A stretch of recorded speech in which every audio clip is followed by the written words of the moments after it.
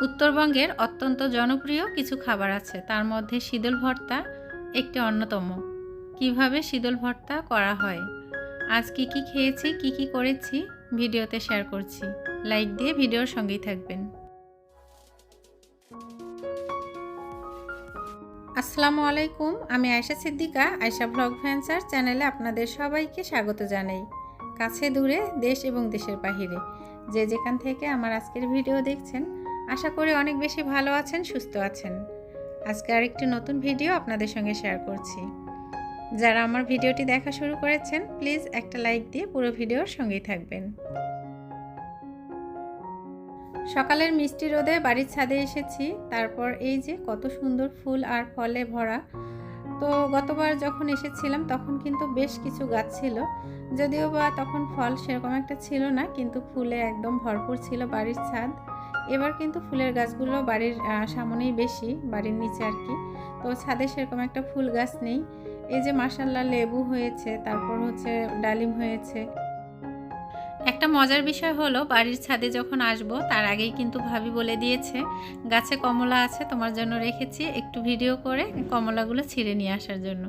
তো আমাকে বলেছে যে আমরা কিন্তু বেশ কমলা খেয়েছি, তো যে দুইটা কমলা আছে সে দুইটা তোমরা ছিঁড়ে খেয়ে নিও। তারপর যখন কমলা গাছের কাছে আসলাম, মনে হচ্ছে যে আর কিছুদিন থাকলে মনে হয় আরও পেকে যাবে। যখন কমলাগুলো বেশি পেকে যায় তখন নাকি গাছ থেকে একাই ঝরে পড়ে যায়। তো যে কোনো ফলই কিন্তু বেশি পেকে গেলে গাছ থেকে একাই ঝরে পড়ে যায়, এটাই স্বাভাবিক। এজন্যই কিন্তু ভাবি বলেছে যে গাছ থেকে পেড়ে নিয়ে আসার জন্য। তো ভাবলাম যখন একাই পড়ে যাবে তখন নিজের হাত দিয়ে ছিঁড়তে আরও বেশি আনন্দের হবে। তো কমলা ছিঁড়েছি এবং ছাদেই কিন্তু মা মেয়ে খাওয়া শুরু করেছিলাম। তারপর কিন্তু রুমে নিয়ে এসেছিলাম একটা, যে সবাই মিলে একসাথে খাবো।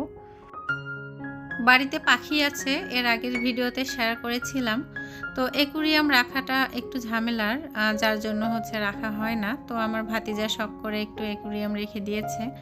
আর দেখলাম যে ভাবির কাছে একটা নতুন পদ্ধতিতে লেবু সংরক্ষণ করেছে, পানিতে রেখে দিয়েছে, সেটাও একটু ভিডিও করে নিলাম। তো এই সাইডে কিন্তু ফল, নাস্তা এগুলো রেখে দেয়। ছেলেমেয়েরা ঘরে থাকলে মনে হয় যে একটা নিরাপদ জায়গায় আছে, বাহিরে গেলেই কিন্তু তখন মনের ভিতরে একটা ভয় শুরু হয়ে যায়। তো যাই হোক, নিচে এসেছে তারা খেলা করার জন্য, তখন কিন্তু আমিও তাদের সঙ্গে চলে এসেছি। এখানে যে হেল্পিং হ্যান্ড আছেন আপা, তো সে মুরগি কেটে দিচ্ছেন, একদম দেশি মুরগি। ঢাকাতে কিন্তু আসলে দেশি মুরগিটা খুব কম পাওয়া যায়। তো যাই হোক, বাড়িতে এসেছি, একদম দেশি তাজা মাছ, মুরগি এগুলো কিন্তু পাওয়া যায়, এগুলো খেতেও ভালো লাগে। আর নিজে অনেক দিন যখন রান্না করে খাওয়া হয় তখন কিন্তু সেরকম একটা খাবারের রুচি থাকে না।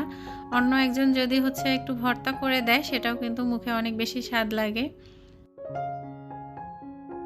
ভাবি জানে যে আমি এই শাকটা খেতে অনেক বেশি পছন্দ করি, আর এটা সেরকম একটা ঢাকাতে পাওয়া যায় না। তো আপনারা কি নামে চিনেন জানি না।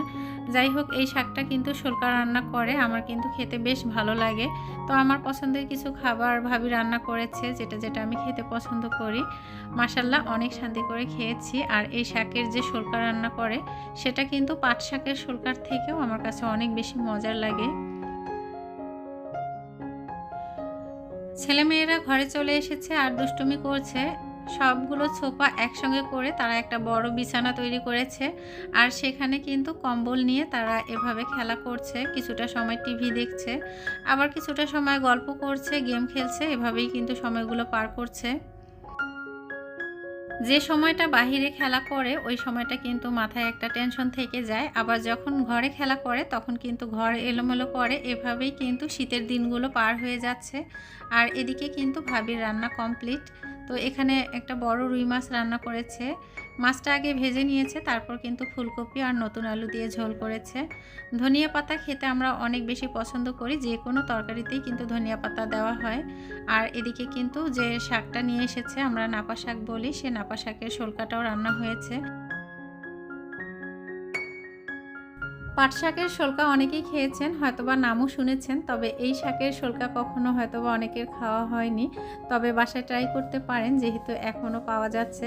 আর এই শাকটা কিন্তু শীতের সময়ই পাওয়া যায়, গরম পড়তেই কিন্তু এই শাক আর পাওয়া যায় না। তো আমার কাছে অনেক বেশি পছন্দের, ভাবি রান্না করেছে আমার পছন্দ মতো। আর এদিকে হচ্ছে শীতল ভর্তা করা হবে, এজন্য কিন্তু রসুন, পেঁয়াজ আর কাঁচামরিচ ভেজে নিচ্ছে। তো এখানে 2টা শুকনা মরিচ কিন্তু অ্যাড করে দিয়েছে। তো এভাবে যখন ভেজে নেওয়া হয় তখন কিন্তু যে কোনো ভর্তা খেতেই অনেক বেশি মজার হয়। শীদল খেতে কিন্তু অনেক বেশি মজার, তবে এটা বানানো একটু ঝামেলার। তবে এখন আধুনিক যুগে সবাই দেখছি ব্লেন্ডারে শীদল তৈরি করার জন্য সব কিছু রেডি করে নেয়। যাই হোক, এই শীদলগুলো কিন্তু অনলাইন থেকে নিয়ে এসেছে, যার জন্য দেখলাম যে এর স্মেলটা কেমন। তো খেয়ে দেখলাম মোটামুটি ভালোই, তবে বাড়িতে যে শীদলটা তৈরি করা হয় সেটা কিন্তু আরও বেশি মজার হয়। শীদল তৈরিতে একদম ছোট ছোট দেশি মাছগুলো কিন্তু ব্যবহার করা হয়, আর তার সাথে কচু শাক ব্যবহার করা হয়। তো এখানে ভাবি কিছুটা শীদল নিয়েছে ছোট ছোট করে ভেঙে, তারপর কিন্তু ভেজে নিচ্ছে, তারপর ভালো করে ধুয়ে নিতে হবে।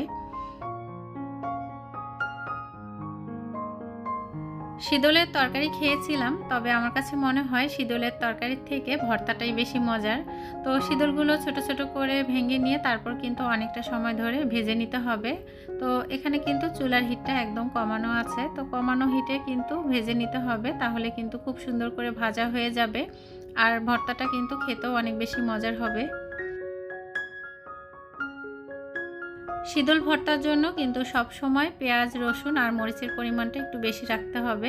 তো এখানে ভাবি একটু ধনিয়া পাতাও কিন্তু হালকা করে ভেজে নিয়েছে, তারপর এই শীদল শুটকিগুলো ভালো করে ধুয়ে নিচ্ছে। কিছু কিছু পছন্দের খাবার আছে যেগুলো আসলে ঢাকাতে থাকলে আমার খাওয়া হয় না। তো যখন বাড়িতে আসি তখন আম্মু, ভাবিরা তারা কিন্তু আমাকে বানিয়ে খাওয়ায়। তো এই পছন্দের খাবারগুলোর মধ্যে কিন্তু এই শীদলের ভর্তা, শোলকা এই জিনিসগুলো আমার বাড়িতে আসলেই খাওয়া হয়। তো চাইলেই ঢাকাতে কিন্তু আমি অনলাইনে অর্ডার করে নিতে পারি বা বানিয়ে খেতে পারি, যেহেতু ঢাকাতে ছেলে মেয়ে শুধু থাকে। আর আপনাদের ভাই খেতে পারবে কি না সেটাও একটা মাথায় টেনশন ছিল। তো যখন আমাদের বাড়িতে এসে সে খেয়েছে, বলেছে যে ভালো লেগেছে। তো যাই হোক, নেক্সট টাইমে যদি আমার খেতে ইচ্ছে করে আমি অবশ্যই অনলাইন থেকে নিতে পারবো। শীদল প্রথম খাওয়া হয়েছে আমার নানু বাড়িতে। তো আমার নানু বাড়িতে আমার নানি, মামিরা কিন্তু শীদল তৈরি করতো বাড়িতেই। তো এখন অনলাইনের যুগে এসে দেখি যে অনলাইনেও শীদল পাওয়া যায় কিনতে। তো আসলে সব কিছুই কিন্তু এখন আমাদের হাতের নাগালে, তবে আগে যে স্বাদ পেয়েছিলাম সেই স্বাদ কিন্তু এখন আর নেই। যাই হোক, ঐতিহ্যটা আর কি আছে যে মানে শীদলটা খেতে মন চাইলে আমরা অনলাইন থেকে নিয়ে খেতে পাচ্ছি। উত্তরবঙ্গের ঐতিহ্যবাহী জনপ্রিয় একটি খাবার হচ্ছে শীদল, আর এই শীদল ভর্তা কমপ্লিট হয়েছে। আর যে মাটির বাটনে করা হয়েছে সেটাতে কিন্তু ভাবি একদম ধোয়া ওঠা গরম ভাত নিয়েছে সে খাওয়ার জন্য। যাই হোক, সেটাও একটু ভিডিওতে তুলে ধরেছি। আর এই যে আমি কিন্তু খাবার খেয়েছি, আর শীদল ভর্তাটা কিন্তু অনেক বেশি মজার ছিল।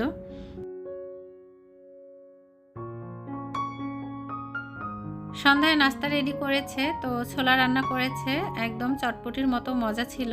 তো আসলে ছোলাতে মনে হয় ভাবি চটপটির মশলাটা ইউজ করেছে, যদিও বা আমার জিজ্ঞাসা করা হয়নি। তো আমার ছেলে মেয়ে খেয়ে কিন্তু বলেছে যে মামি চটপটি বানিয়েছে। যাই হোক, এখানে কিন্তু ছোলা খাওয়ার জন্য সব কিছু রেডি করেছে, আর এইদিকে আমার মেয়ে টুকটুক করে শশা খাচ্ছে।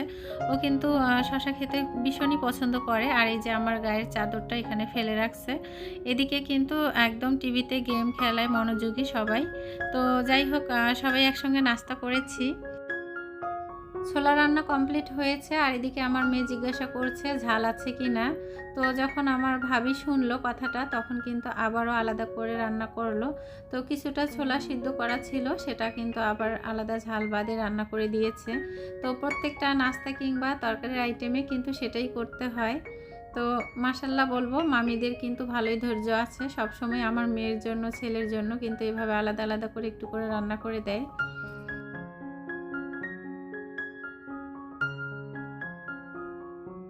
মোবাইল এক হাতে নিয়ে ভিডিও করছিলাম, আর এক হাত দিয়ে আমি সবার জন্য নাস্তা রেডি করছিলাম, যার জন্য কিন্তু ভিডিওটা একটু অন্যরকম হয়েছে। ঠিক করে আসলে সব কিছু তুলতে পারছি না। আর চামচটা নিয়েছি টেবিল চামচ, আপনারা ভিডিও দেখে নিশ্চয়ই বুঝতে পারছেন। তো যাই হোক, ভিডিও যখন করছি শেয়ার করব আপনাদের সঙ্গে। তো এই যে রেডি করে নিয়েছি সবার জন্য। আর এদিকে কিন্তু আমার ভাতিজির জন্য আর আমার মেয়ের জন্য আলাদা করে আবার একটু ছোলা রান্না করেছে, সেটাও একটু রেডি করে দিচ্ছি। আমার প্রত্যেকটা ভিডিওতে আমি যে কথাটাই বলি সেটা আজকেও বলছি। যারা আমার চ্যানেলটি সাবস্ক্রাইব করে আমার পাশে আছেন এবং সুন্দর সুন্দর কমেন্টের মাধ্যমে আমাকে কাজে উৎসাহিত করছেন, তাদের জন্য মন থেকে অনেক ভালোবাসা, অনেক দোয়া রইল। যারা আজ প্রথম আমার চ্যানেলে ভিজিট করেছেন, আমার ভিডিও দেখছেন, তারা চাইলে ভালোবেসে চ্যানেলটি সাবস্ক্রাইব করে আমার পাশে থাকতে পারেন।